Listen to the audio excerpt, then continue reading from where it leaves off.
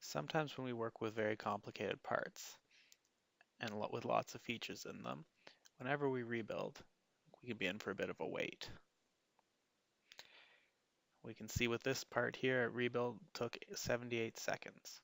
I can reduce that by enabling the freeze bar, going to the system options and making sure that the enable freeze bar option is selected. And then I can bring the freeze bar down from the top of my feature tree and freeze features above the freeze bar so that they are not rebuilt. Now when I rebuild this part,